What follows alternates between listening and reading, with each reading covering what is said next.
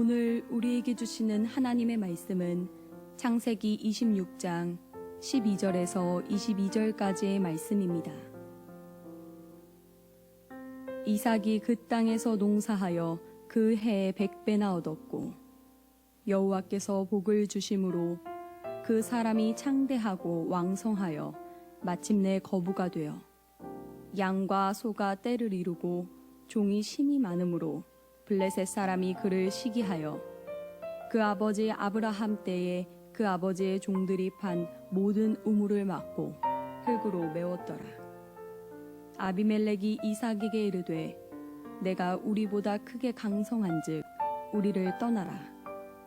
이삭이 그곳을 떠나 그랄 골짜기에 장막을 치고 거기 거류하며 그 아버지 아브라함 때에 팠던 우물들을 다시 팠으니 이는 아브라함이 죽은 후에 블레셋 사람이 그 우물들을 메웠음이라. 이삭이 그 우물들의 이름을 그의 아버지가 부르던 이름으로 불렀더라.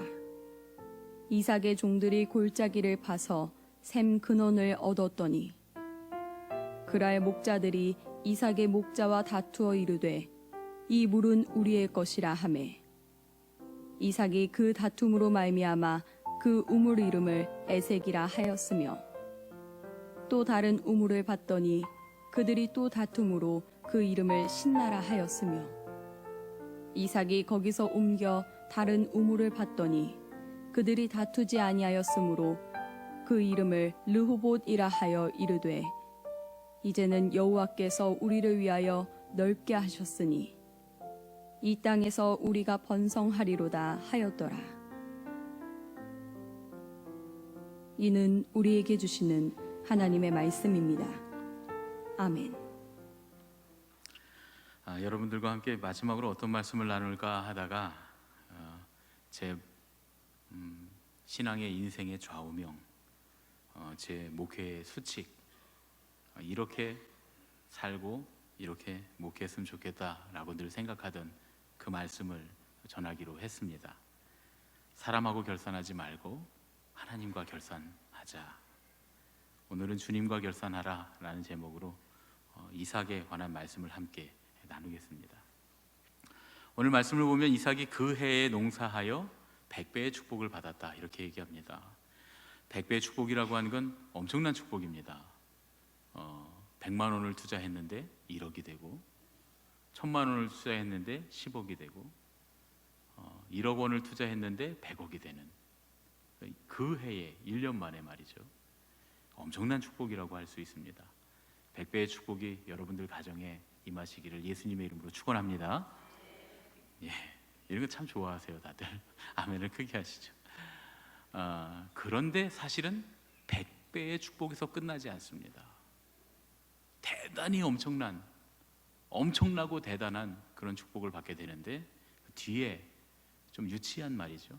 유치한 미사여구인데 왜 제가 그렇게 말씀드렸는지 뒤에 알게 됩니다.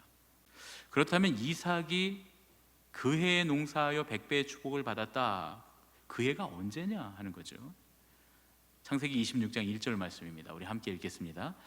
아브라함 때에 첫 흉년이 들었더니 그 땅에 또 흉년이 들매 이삭이 그랄로 가서 블레셋 왕 아비멜렉에 이르렀더니 아브라함 때에 전 세계적인 아주 큰 흉년이 들었습니다. 그런데 이삭의 때에 또 그 흉년이 들었다는 거예요. 그러니까 이삭의 이 100배의 축복은 그냥 100배의 축복이 아닙니다. 쉽게 말해서 전문가들도 다 망했는데 전공자들도 다 망했는데 아르바이트를 했는데 100배의 축복을 받았다. 이렇게 설명하면 쉬울 것 같습니다. 가나안 사람들은 전부 다 농사꾼들이거든요. 다 농부들이기 때문에 농업이 그들에게 있어서 곡식을 키우는 것이 그들에게 있어서 전공 중의 전공입니다. 그런데 흉년이 들어 가나안 사람들의 농사가 다 망했습니다. 그런데 유목민이었던 목축을 전공으로 하던 이삭이 과외로 곡식을 심었는데 거기서 100배가 났다는 거예요. 그리고 다 흉년이 들어서 모두 망하는 그때의 말이죠. 우리 하늘빛 교회가 좀 유명합니다. 우리 한국감리교회 우리 교회 모르는 데가 없어요. 여러분들 어디 멀리 가셔서 감리교회 같은 감리교회 들어가셔서 물어보시면 우리 하늘빛 교회 다 알고 있습니다. 아마 그런 경험 하신 분들 계실 거예요. 왜 그러냐 하면 우리 교회가 부흥했기 때문에 그러면 어떤 분들이 그렇게 얘기하실 거예요. 뭐 우리 교회 뭐 얼마나 부흥했습니까? 이제 70년대, 80년대, 90년대를 생각하면 우리 교회가 많이 부흥한 건 아니에요. 왜냐하면 그때는 막 사람들이 물밀듯이 교회에 들어와서 막 몇천 명씩, 몇만 명씩 부흥한 역사들이 있기 때문이죠. 그런데 사실 요 몇 년 동안 교회들이 다 마이너스 성장을 했습니다. 교인이 줄고 재무가 줄고 하는 그런 상황 가운데 우리 교회가 많이는 아니지만 그래도 부흥하고 재무도 늘고 그랬다는 소문이 쫙 퍼져서 한국감리교회가 다 우리 교회를 이렇게 쳐다보고 있어요. 그래서 우리 교회가 많이 부흥한 교회로 좀 유명해졌습니다. 이삭도 그런 거죠. 더더군다나 다 망해서 흉년이 들었는데 그 해에 100배의 소출을 얻었다. 그러니 이게 얼마나 엄청난 소출입니까? 그런데 그뿐만 아니라 이삭에게 더 큰 축복이 임하게 됩니다. 그런데 왜 이런 축복을 받게 됐을까? 이삭이 어떻게 그 흉년에서 하나님께서 주시는 은혜를 받아 100배의 축복을 얻게 됐을까? 창세기 26장 2절부터 6절 사이에 그 비밀이 들어 있습니다. 함께 읽겠습니다. 여호와께서 이삭에게 나타나 이르시되 애굽으로 내려가지 말고 내가 내게 지시하는 땅에 거주하라. 이 땅에 거류하면 내가 너와 함께 있어 내게 복을 주고 내가 이 모든 땅을 너와 내 자손에게 주리라. 내가 내 아버지 아브라함에게 맹세한 것을 이루어 내 자손을 하늘의 별과 같이 번성하게 하며 이 모든 땅을 내 자손에게 주리니 내 자손으로 말미암아 천하 만민이 복을 받으리라. 이는 아브라함이 내 말을 순종하고 내 명령과 내 계명과 내 율례와 내 법도를 지켰음이라 하시니라. 이삭이 그랄에 거주하였더니. 오늘 말씀을 읽어보면 하나님께서 이삭에게 나타나 이르시되, 하나님이 이삭에게 나타나셨습니다. 그러면서 하시는 말이 애굽으로 내려가지 말라. 그리고 여기에 머물러라. 내가 내게 지시하는 땅은 바로 그 그랄 땅이죠. 내가 내게 지시하는 바로 이 땅에 머물러라 라고 말씀하십니다. 아마 이삭이 애굽으로 내려가려고 했던 것 같아요. 그러니까 하나님께서 애굽으로 내려가지 말라고 말씀하셨죠. 그래서 하나님께서 이 땅에 머물라고 하셔서 그대로 머물렀더니 그가 100배의 축복을 받게 되었다는 겁니다. 100배의 축복은 하나님께서 명령하신 곳에 머물러 있는 것에서 시작됐습니다. 그런데 그렇게 생각해 보면 좀 궁금한 게 있어요. 아브라함, 이삭의 아버지였던 아브라함은 애굽으로 내려갔거든요. 물론 아브라함이 애굽으로 내려간 것도 하나님 뜻이 아니었습니다. 그래서 그곳에서 사라를 뺏기기도 하고 그 모든 일들이 다 들통나면서 아주 수치를 당하고 애굽에서 쫓겨납니다. 그렇게 본다면 왜 하나님은 아브라함은 그냥 애굽에 가게 해서 수치를 당하게 하시고 그 아들인 이삭은 나타나셔서 그에게 가지 말라고 말씀하셨을까? 그래서 그 땅에서 100배의 축복을 받게 하셨을까? 우리에게 의문이 듭니다. 하나님 아브라함은 좀 덜 사랑하시고 이삭은 더 사랑하셨나? 이렇게 생각할 수가 있습니다. 그런데 아브라함과 이삭을 하나님이 차별하신 것이 아니다는 얘기죠. 아브라함과 이삭이 갖고 있었던 어떤 한 가지 작은 습관의 차이에서 애굽에 내려가 수치를 당했느냐 아니면 그 땅에 머물러 100배의 축복을 받았느냐의 그 차이가 생겨나게 됩니다. 그러면 아브라함과 이삭의 차이는 무엇인가? 창세기 24장 63절로 65절 말씀입니다. 함께 읽겠습니다. 이삭이 저물 때에 들에 나가 묵상하다가 눈을 들어보매 낙타들이 오는지라. 리브가가 눈을 들어 이삭을 바라보고 낙타에서 내려 종에게 말하되 들에서 배회하다가 우리에게로 마주오는 자가 누구냐? 종이 이르되 이는 내 주인이니이다. 리브가가 너울을 가지고 자기의 얼굴을 가리더라. 이 장면은 이삭이 자기의 아내인 리브가를 처음으로 만나는 장면이거든요. 리브가가 자기의 남편인 이삭을 처음으로 만나는 장면입니다. 그런데 사실 구약 성경에 특별히 이스라엘 사람들에게 이 일은 불가능한 일입니다. 리브가가 이삭을 처음 만날 가능성이 없었어요. 이삭이 리브가를 자기 집으로 오는 리브가를 처음으로 만날 가능성이 없었습니다. 왜냐하면 이스라엘이 유목민들의 진영을 살펴보면 왜 그렇게 되는지 알 수 있습니다. 이 이스라엘 유목민의 진영에는 맨 가운데 주인이 텐트를 칩니다. 주인이 거기에 텐트를 치고 거기 살고요. 그 다음에는 주인의 가족들, 이 당시에는 뭐 부인들을 많이 거느리고 살 때니까 이 남자들이 여러 부인을 두고 살면 그 부인과 자녀들이 그 다음에 주인을 텐트를 뺑 돌리 텐트를 칩니다. 그리고 나면 이제 청지기들, 그 이 모든 살림을 맡는 청지기들이 그 주변으로 또 텐트를 쭉 칩니다. 그리고 나면 이제 목자들이 텐트를 쭉 칩니다. 그리고 맨 마지막엔 누가 있을까요? 예, 짐승들이, 양, 소, 나귀, 낙타, 이런 짐승떼들이 그쪽에 우리간을 쭉 치고서 거기에 머물게 됩니다. 그러니까 외부에서 손님이 오면 제일 먼저 짐승들이 보고서 소리를 냅니다. 그러면 그 소리를 듣고 목자들이 나가서 어떻게 오셨나요? 하고 물어보면 이러이러해서 누구를 좀 만나러 왔습니다. 그러면 이 목자들이 그 사람들이 안전한 사람이라고 여겨지면 그 사람들을 데리고 청지기회라고 합니다. 그럼 청지기들이 그 사람들 다시 한번 얘기를 나눠서 주인을 만나러 왔는데 안전한 사람이다 그러면 그 사람을 데리고 주인에게로 들어가서 주인을 만나는 형식입니다. 그렇다고 한다면 이삭이 자기 아내인 리브가의 행렬, 자기의 이제 신부가 될 리브가의 행렬을 제일 먼저 만난다는 건 아주 어려운 일이었어요. 그런데 참 드라마틱하게, 참 로맨틱하게 이 두 사람이 제일 먼저 만납니다. 리브가는 그 어떤 종이나 목동도 만나지 않고 제일 먼저 자기 남편을 만나고 그 남편 앞에서 이렇게 얼굴을 가리게 됩니다. 어떻게 이런 일이 일어날 수 있었을까? 오늘 말씀을 보면 이삭이 저물 때에 들에 나가 묵상하다가 이렇게 말합니다. 성경에 장소와 시간을 명시하면 습관적이라고 하는 단서가 달린 경우가 많습니다. 예를 들면 이런 거죠. 예수님께서 새벽 미명에 한적한 곳에 가셔서 기도하셨다. 우리는 예수님께서 매일 습관을 따라서 새벽 기도하셨다고 이 말씀을 그렇게 인정합니다. 마찬가지로 이삭이 저물 때에 들에 나가서 묵상하다가, 이 말은 이삭이 습관적으로 저물 때가 되면 들에 나가서 묵상을 했다라는 말씀으로 우리가 볼 수가 있습니다. 그러니까 이삭이 저물 때가 되면 들에 나가 묵상하며 하나님의 뜻을 구했다는 거죠. 여기에 아브라함과 이삭의 차이점이 있습니다. 아브라함은 제단하면 아브라함입니다. 아브라함은 무엇보다 제단을 참 잘 쌓는 사람이었습니다. 여러분, 우리가 야곱 말씀할 때 혹시 기억하시나요? 이 족장들의 제단 쌓는 법, 깎은 돌로 쌓지 않는다. 기억나시죠? 깎은 돌로 쌓지 않는다. 그건 무슨 말입니까? 제일 먼저 제단부터 쌓는다는 거예요. 이걸 시행한 사람이 누구냐면 아브라함입니다. 아브라함은 어디를 가든지 제일 먼저 제단부터 쌓았습니다. 그래서 그 제단 쌓는 족장의 전통이 아브라함으로 인해 세워졌어요. 지금 말로 하면 아브라함은 예배에 정말 목숨을 건 사람입니다. 주일 예배 열심히 참여하고 예배 드리고, 수요 예배 나와서 열심히 예배 드리고, 금요일 기도회 와서 열심히 기도하고, 공예배에 열심히 참석하는 그런 사람이었다. 이렇게 우리 현대에 비유해 보면 그렇게 비유할 수가 있을 것 같습니다. 그런데 이삭은 그 아버지의 제단, 그 제단의 원칙을 그대로 물려받아서 아버지처럼 예배를 소중히 여기는 사람이었습니다. 그런데 한 가지가 더 있었어요.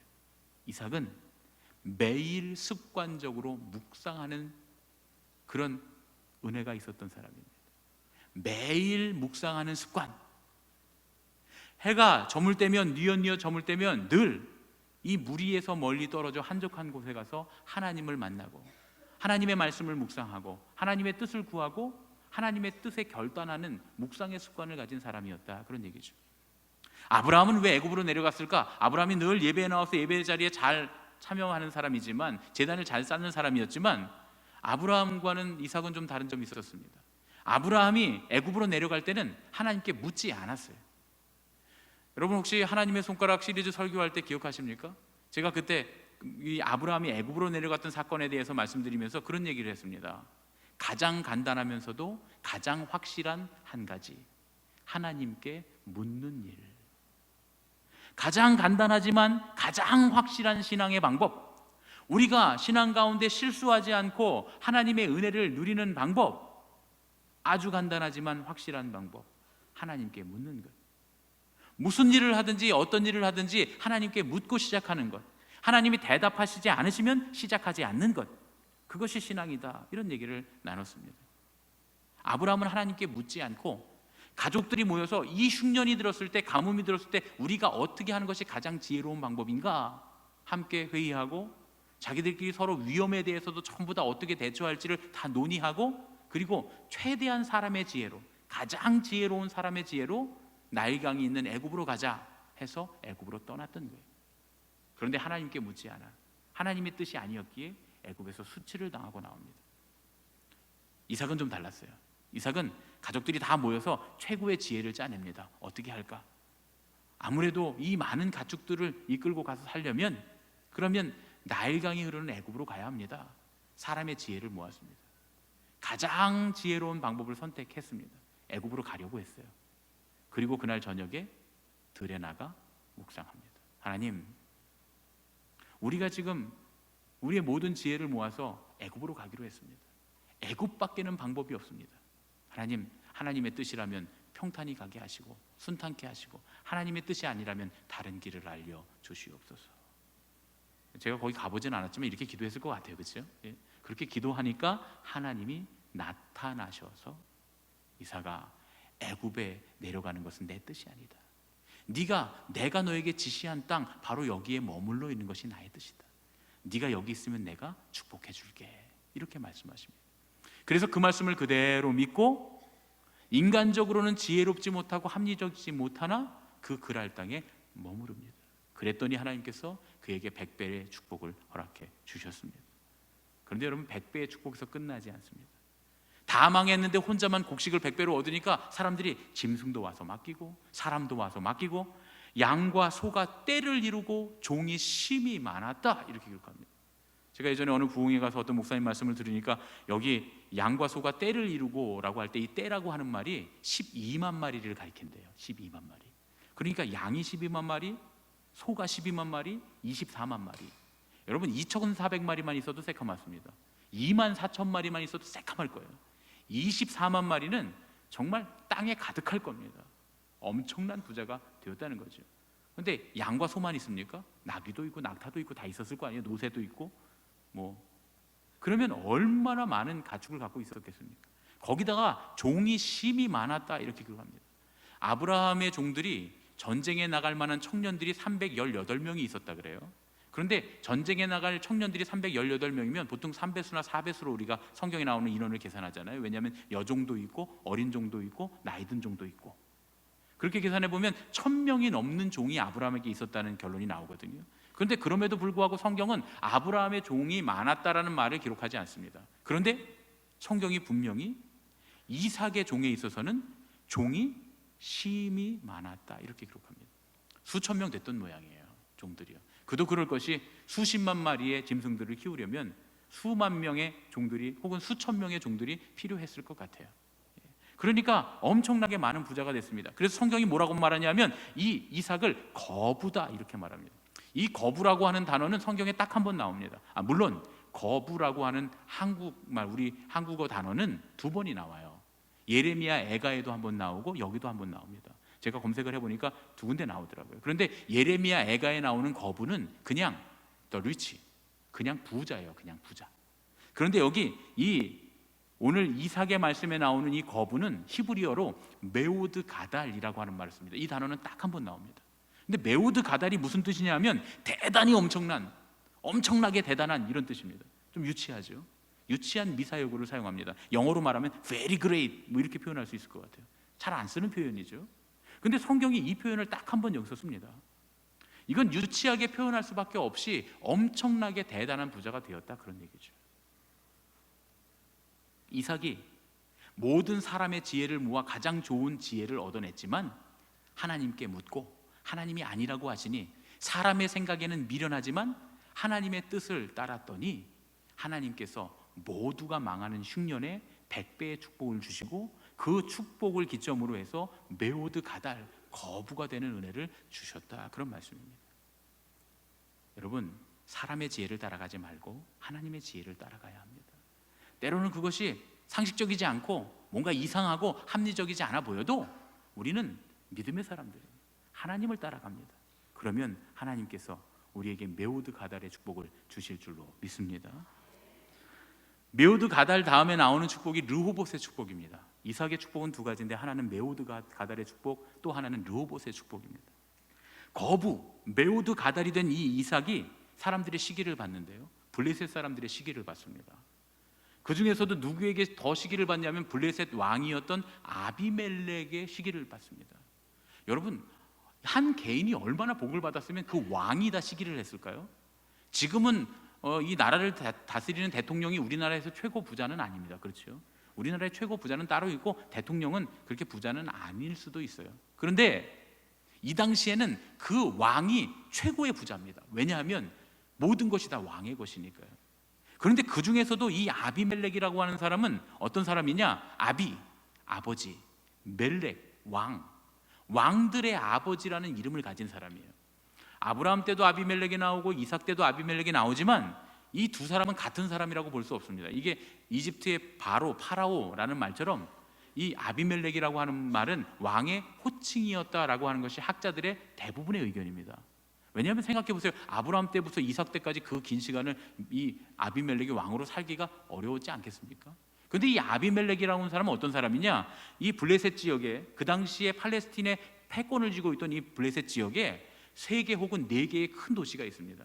그러면 그 도시들마다 왕들이 세워지면 그 왕들 중에서 가장 큰 왕을 뽑아요. 뭐 투표로 뽑거나 그런 게 아니라 그 중에서 제일 힘센 왕이 전부 다 탁 통일을 해서 왕이 되는 겁니다. 그러니까 여러 왕들 중에 왕이라서 아비멜렉 이렇게 된 거예요.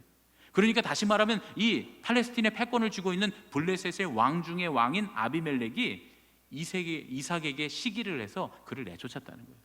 얼마나 부자가 됐으면 그랬을까? 이삭이 억울합니다. 너무 억울했을 거예요. 여러분 생각해 보세요. 이제 어디 이렇게 지나다니다가 여기 목이 좋다. 그래서 거기다 이제 가게를 구하고 1년 동안 장사를 했는데 100배의 축복을 받았습니다. 1억 투자했는데 100억을 벌었어요. 그래갖고 야 이제부터는 우리가 부자가 되겠구나, 열심히 더 해보자 그러고 있는데 주인이 갑자기 오더니 권리금도 안 주고 내쫓았어요. 우리 같으면 막 소송하고 재판하고 난리가 날 거예요. 자기가 장사하겠다고 그냥 그대로 내보냈습니다. 바로 그 형국이에요. 100배의 축복을 받은 그 땅을 왕이 그냥 뺏어버리고 내쫓아버렸어요. 그런데 이삭이 그냥 아무 말 없이 항의하거나 싸우지 않고 다투지 않고 그냥 골짜기로 가버립니다. 골짜기에 가서도 상황은 더 심각해졌어요. 이삭의 종들이 골짜기를 막 파서 샘을 얻었어요. 여러분 지금 흉년입니다. 가뭄입니다. 아무리 파도 물이 안 나와요. 그런데 이삭이 우물을 팠더니 물이 나왔어요. 그랬더니 그랄의 목자들이 뭐라 그럽니까? 우리 물이라고 말이죠. 그렇게 써있어요. 이 물은 우리의 것이라, 우리 물이라고 뺐습니다. 그랬더니 이삭이 야 싸웠다, 우리 여기서 다툼이라고 하는 말로 여기 우리 다퉜다라고 말하고 그냥 내어주고 떠납니다. 또 우물을 팠더니 이번에 또 물이 나왔어요. 그래서 야 이제는 우리 양들 먹이고 잘하겠구나 그랬더니 또 그랄의 목자들이 와서 또 우리 거라고 뺏는 거예요. 막 목자들끼리 싸웁니다. 이삭이 갑니다. 야 이거 신나야 신나, 우리 고소당했어, 반대를 받았어 하고 그냥 내버려 두고 또 떠납니다. 그 이번에 우물을 열심히 팝니다. 그랬더니 물이 나왔어요. 근데 희한하게 이제부터는 그랄의 목자들이 시비 걸지를 않는 거예요.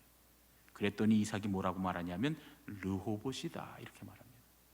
르호봇이라고 하는 말은 넓게 된다 그런 뜻입니다. 넓어진다. 르호보암 이름 아시죠? 르호보암. 르호보암이라고 하는 왕의 이름이 백성들, 르호봇, 백성들을 넓게 한다. 어디서 많이 들어본 거 아닙니까? 홍익인간, 단군의 홍익인간 정신하고 르호봇의 이름이 아주 흡사합니다. 르호봇, 백성들을 넓게 한다, 번성하게 한다, 번영하게 한다 이런 뜻입니다. 이삭이 뭐라고 하냐면 이제 더 이상 싸움이 없으니까 여기는 르호봇이다. 하나님이 우리를 번성하게 하시리라. 여기는 번영의 땅이다. 하나님이 여기서 우리에게 번영의 축복을 주셨다. 이렇게 고백을 합니다. 왜 그랬을까? 이삭이 왜 그랬을까요? 우리 같으면 다투고 싸우고 누가 옳은지 밝히고 시시비비를 가릴 것 같은데 이삭이 그렇게 안 했다는 거예요. 창세기 26장 26절부터 27절의 말씀을 보면 그 비밀을 알 수 있습니다. 26절 27절 말씀 함께 보겠습니다. 읽겠습니다. 시작. 아비멜렉이 그 친구 아우삭과 군대 장관 비골과 더불어 그랄에서부터 이삭에게로 온지라. 이삭이 그들에게 이르되 너희가 나를 미워하여 나에게 너희를 떠나게 하였거늘 어찌하여 내게 왔느냐. 오늘 이 말씀 가만히 보면요, 이삭이 시시비비를 안 가린 건 아니에요. 사실을 말합니다. 억울한 말을 해요. 너희가 나를 미워하여 나에게 너희를 떠나게 하였거늘, 나를 내쫓았거늘 어찌하여 내게 왔느냐. 왕이 군대 장관을 데리고 왔는데 겁도 없이 말이죠, 이삭이 이렇게 말합니다. 그런데 180도 이삭의 태도가 바뀌는 그런 사건이 벌어집니다. 어떻게 바뀌느냐? 26절 28절부터 29절 말씀 함께 읽겠습니다. 시작. 그들이 이르되 여호와께서 너와 함께 계심을 우리가 분명히 보았으므로 우리의 사이 곧 우리와 너 사이에 맹세하여 너와 계약을 맺으리라 말하였노라. 너는 우리를 해하지 말라. 이는 우리가 너를 범하지 아니하고 선한 일만 내게 행하여 내가 평안히 가게 하였음이라. 이제 너는 여호와께 복을 받은 자니라. 이 아비멜렉의 말은 거짓말이에요. 왜 거짓말이냐 하면 우리가 내게 선한 일만 행하여 너를 평안히 가게 하였다 이렇게 말합니다. 이거 우리 같으면 막 그냥 뒤집어질 것 같아요. 그 이삭의 100배의 축복받은 땅에서 내쫓은 게 선한 일이라는 거예요. 선한 일 아닙니다. 악한 일이죠. 선한 일만 하여 너를 평안히 가게 했다. 이삭이 스스로 돌아서서 평안히 가지 않았으면 싸웠을 일입니다. 그러니까 아비멜렉이 그렇다고 말할 수 없는 일이에요. 억장이 무너지고 억울하고 화가 날 만한 일인데 이삭이 이 말을 듣고 태도를 바꿉니다. 어떻게 태도를 바꿉니까? 26장 30절부터 31절 말씀입니다. 함께 읽겠습니다. 이삭이 그들을 위하여 잔치를 베풀매 그들이 먹고 마시고 아침에 일찍이 일어나 서로 맹세한 후에 이삭이 그들을 보내매 그들이 평안히 가더라. 희한하죠? 아비멜렉이 와서 허튼 소리를 하는데 이삭이 갑자기 그 얘기를 듣더니 잔치를 베풀어 줍니다. 우리 같으면 야 평화조약을 맺으러 오는데 소도 한 마리 안 갖고 오냐? 양도 한 마리 안 끌고 오냐? 선물은 어딨냐? 이럴 것 같은데 이삭이 이 말을 듣자마자 잔치를 베풀고 밤새 잘 먹이고 즐겁게 하고 아침에 일찍 일어나서 아침밥을 잘 먹여서 보냈다는 거예요. 물론 아침밥을 잘 먹였다는 얘기는 성경에 없습니다. 그냥 제가 생각할 때 추론해 보건대 그랬을 것 같다는 생각이 들어요. 그렇게 해서 잘 평안하게 보냅니다. 도대체 아비멜렉이 뭐라고 했길래? 아비멜렉이 말한 너를 범하지 아니하고 선한 일만 내게 행하여 내가 평안히 가게 하였음이라 라는 말이 진실이 아니에요. 그건 가짜지만 아비멜렉이 한 이 말에 이삭의 마음이 180도 바뀝니다. 여호와께서 너와 함께 계심을 우리가 분명히 보았으므로 이제 너는 여호와께 복을 받은 자니라. 아비멜렉이 지금 왜 찾아왔습니까? 그랄의 목자들이 우물을 뺐다 왜 안 뺏기 시작했습니까? 무서워서요. 두려워서요. 처음에는 우연인 줄 알고 뺏었습니다. 우물을 파서 우물이 나니까 이것도 우연이라고 생각해서 우리 거라고 뺏었어요. 우물을 파서 또 우물이 나니까 이것도 우연이라고 뺏어놓고 보니 너무 우연이 많은 거예요. 야, 하나님이 저 사람과 함께 하시는구나. 저 사람은 하나님께 복받은 사람이구나. 우리는 큰일 났다. 그렇게 생각하고 왕이 개인에게 찾아와서 평화조약을 맺자고 합니다. 여러분, 개인이 왕에게 찾아가서 이 재물 싸들고 가서 우리를 보호해 주십시오 하고 평화조약 맺자야지 이 큰 나라의 왕이 개인에게 와서 평화조약을 맺자고 하는 법이 있습니까? 없습니까? 왜 왔겠어요? 하나님이 계시니까, 무서우니까, 두려우니까 온 거예요. 그들이 여호와께서 너와 함께 계심을 우리가 분명히 보았으므로 라고 말하는 순간, 이제 너는 여호와께 복을 받은 자니라 라고 말하는 순간 이삭은 그래, 이게 내가 듣고 싶었던 대답이에요. 그들이 와서 울고 불고 내가 잘못했습니다, 내가 당신을 내보내서 잘못했습니다, 이런 얘기를 듣고 싶었던 게 아니에요. 하나님이 너와 함께 계신다. 이삭은 사람하고 결산하지 않습니다. 당신이 그 100배의 소출 나는 밭에서 쫓겨나서 손해본 거 우리가 다 갚아주겠습니다, 우물 뺏어서 손해본 거 우리가 다 갚아주겠습니다, 이런 거 원하지 않았어요. 이삭이 원한 건 뭡니까? 하나님이 갚아주신 걸 원한 거예요. 제가 예전에 목회하던 곳에 변호사 집사님이 한 분 계셨어요. 그래서 제가 여쭤봤어요. 집사님, 그 소송을 해서 얼마 정도 찾으면 잘 찾은 겁니까? 그랬더니 그 집사님 그러세요. 목사님, 50% 절반 찾으면 잘 찾은 겁니다. 그러니까 1,000만 원을 손해 봤으면 소송에서 500만 원을 찾으면 잘 찾은 거라는 거예요. 이긴 거라는 거예요. 재판에서 이긴 거라는 거예요. 그래서 제가 그 얘기를 듣고 가만히 생각해 봤습니다. 사람하고 악다구니 치고 싸우고 내놔라 해서 손해 본 거 되찾으려고 하고 사람하고 결산하면 많이 찾아야 절반 찾는구나. 그러나 만물의 주인이신 하나님과 결산하면, 하나님, 내가 하나님께서 살아계심을 믿고 내가 사람과 결산하지 않고 하나님께 달아놓겠습니다. 그러면 하나님께서 그걸 보시고, 그래, 내가 너에게 누르고 흔들어 되어 넘치도록 부어주리라. 하나님께서 만물의 주인 하나님께서 부어주시는 역사가 있을 줄로 믿습니다. 이삭은 그걸 원했어요. 뭐 얼마를 보상해 준다, 어떻게 해준다, 그런 거 원하지 않았어요. 하나님이 너를 책임지실 거다. 하나님이 너와 함께 하시는 걸 봤다. 하나님이 너에게 복 주시는 분이다. 이삭이 그 말을 듣자마자 하나님과 결산하고 사람과 결산하지 않는 이삭이 잔치를 베풀어 그들을 선대해서 돌려보냅니다. 르호봇의 축복이 어디서 옵니까? 사람하고 결산하지 않고 하나님과 결산할 때 하나님께서 번영하게 하시는 축복을 주시는 줄로 믿습니다. 한 수도원에 원장님이 계셨는데 이 원장님이 유독 한 제자만을 그렇게 사랑했다는 거예요. 아끼고 사랑했다는 거예요. 그런데 이 제자를 가만히 보면 어딘가 모자라는 거예요. 이 외모도 볼품이 없고 똑똑하지도 못하고 맨날 실수하고, 그러니까 누가 보더라도 어딘가 좀 모자란 사람이었다는 거예요. 그런데 수도원 원장이 그를 그렇게 사랑하더라는 거예요. 그러다 보니까 별 얘기가 다 나옵니다. 원장의 숨겨둔 아들이다. 저 원장이 저를 사랑하는 거 불평하고 불만하고 원망하는 소리들이 막 들려오기 시작합니다. 그랬더니 어느 날 이 수도 원장이 제자들을 다 불러 모읍니다. 그래놓고는 내가 이 문제를 하나 낼 텐데 이 문제를 풀어보면 내가 왜 이 친구를 편애하는지 너희들이 알게 될 것이다. 이렇게 이야기를 합니다. 그래놓고는 작은 새 한 마리씩을 제자들의 손에 다 쥐어줍니다. 그러고서 하는 말이 너희들이 이제 아무도 안 보는 곳에 가서 이 새를 저녁 때까지, 해가 질 때까지 죽여와라. 이렇게 이야기합니다. 사실은 수도원에 제자들이 많으니까 아무도 안 보는 곳에 가서 죽이기가 쉽지는 않았어요. 그 제자들이 다 숨어 들어가서 아무도 안 보는 곳에 새를 죽이려고 하다 보니까 결국 해질녘이 다 됐습니다. 해질녘이 되니까 그제서야 제자들이 하나둘씩 오기 시작합니다. 그리고 수도원 마당에는 죽은 새가 한 마리씩 쌓이기 시작합니다. 그런데 이 원장님이 특별히 편애하고 사랑하는 그 제자는 안 오는 거예요. 해가 지기 전에 돌아오라 했는데 해가 지고도 안 돌아와요. 한참 기다리는데 별이 뜨도록 달이 뜨도록 안 돌아옵니다. 제자들이 원망이 막 커갑니다. 도대체 뭐 하느냐고, 여태까지 뭐 하고 있냐 말이죠. 왜 그거 하나 못 죽이고 그 일 하나 못 하고 오느냐고 막 사람들이 투덜투덜대고 원망합니다. 그런데 한참 있어서 달이 중천에 떴을 때 그때 이 제자가 그제서야 울면서 찾아옵니다. 그 제자를 가만히 보면서 스승이 물어봅니다. 야, 너는 왜 이렇게 오래 걸렸니? 그리고 그 손을 보니까 새가 아직 살아있는 거예요. 왜 그 새 한 마리를 죽이지 못했니? 하고 물어봅니다. 그랬더니 그 제자가 아주 어눌한 목소리로 이렇게 말합니다. 원장님, 아무도 안 보는 곳에서 새를 죽이라고 하셨잖아요. 그런데 아무리 조용하고 으슥한 곳을 찾아봐도 하나님이 보고 계시더라고요. 그래서 하나님이 안 보시는 곳을 찾아보다 보니 늦었어요. 그리고 결국은 이 새를 죽일 수가 없었습니다.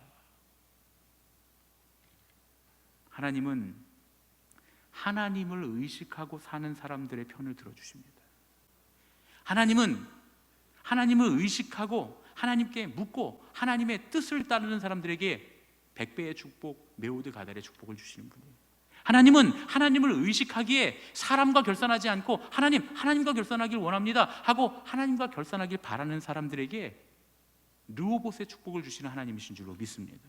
이삭은 하나님을 의식하고 살았기 때문에 하나님이 내 옆에 계시다, 나와 함께 계시다, 내 안에 계시다 라고 하나님께서 불꽃 같은 눈동자로 나를 쳐다보고 계신다고 믿었기에 항상 하나님께 묻고 하나님의 뜻을 따라갔습니다. 이삭은 하나님을 의식하고 살았기에 나는 사람과 결산하지 않고 하나님과 결산하겠다, 그렇게 살아갔습니다. 그랬더니 하나님께서 그를 극심한 흉년 가운데서 100배의 축복을 받게 하시고 메오드 가달, 거부가 되게 해주십니다. 그랄의 목자들뿐만 아니라 심지어 블레셋의 왕 중의 왕 아비멜렉과 분쟁하는 가운데서도 하나님께서 이삭의 편을 들어주셔서 이삭을 르호봇, 번영의 축복을 받게 하십니다. 우리 옆에 계신 분들과 이렇게 인사하겠습니다. 주님을 따릅시다. 주님과 결산합시다. 감사해요. 내가 인사말은 안 전해줬는데 저 위에 계신 방송실에 계신 분이 2부에도 들어오셨나 보네. 감사합니다.